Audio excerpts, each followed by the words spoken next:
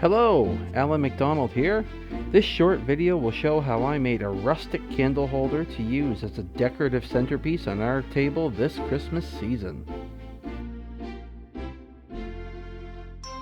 The first step is to select your wood. I wanted a piece that was straight, relatively flat and free of branches, and still had the bark attached.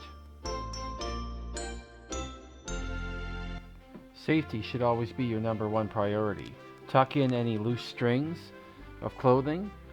Always remember to wear your safety glasses over your eyes and wear hearing protection because of the loud noises that your tools will be making. Then you're ready to go. As it was growing, the tree would have picked up little bits of dirt and dust that could potentially damage the blades of my tools and cause a mess. I'm going to scrape them off with a wire brush before I go any further.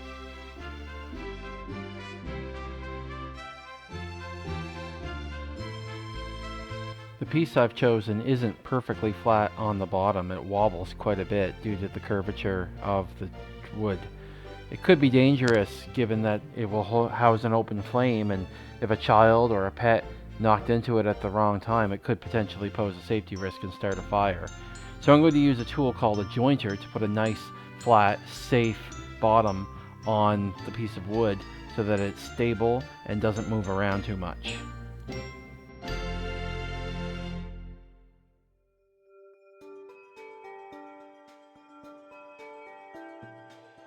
An important safety tip with the jointer is to keep your fingers well away from the spinning blade, so you'll see me using a push stick in my right hand. It's also important to take your time and only remove a small amount of wood with each pass. The clips you're seeing now have been trimmed down from approximately 8 minutes worth of slow, steady passes to produce a flat, stable surface. It definitely produces a mess. The ends of my wood were roughly cut with a chainsaw when the log was originally cut. They were also dirty and cracked and gray from the natural drying process of the wood, so I'm going to freshen them up by putting a clean, smooth new cut with the miter saw on each end. To help me decide where I'm going to drill the holes for the candles, I need to find the center line of my log. I can use my tape measure and a ruler to mark that.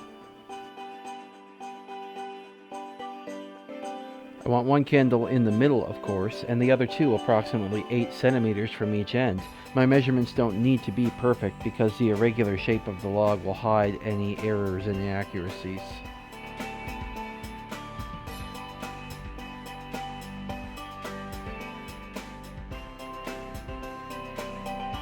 I want all 3 of my candles to sit at the same height in my final product, but because the top of my log is irregularly shaped, it makes it really hard to measure from the top. Instead, I marked a line 1.5 centimeters from the bottom of the log, and I'm adjusting my drill press's depth stop to that mark and no further. My 8-year-old son wanted to help me out with the next stage. He loves using the drill press, and I'm okay with him doing that so long as he's properly supervised by me and he's wearing the right safety equipment over his eyes and ears. The drill press is a relatively safe tool to use so long as children are supervised, so it's a good one to start them on.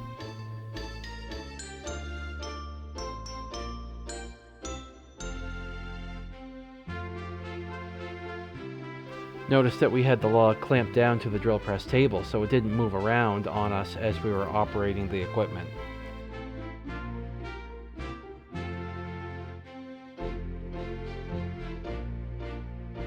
Now that my 3 holes are drilled, I'm going to add a clear coat finish to the log to give it a nice shine and also to protect and seal the wood.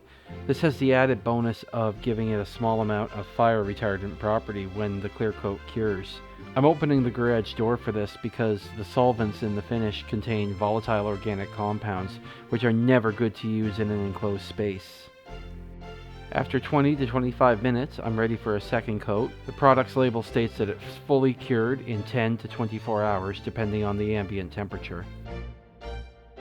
I'm ready to assemble the final product. I found some decorative holly at the dollar store that I thought would make a nice accent color around each candle.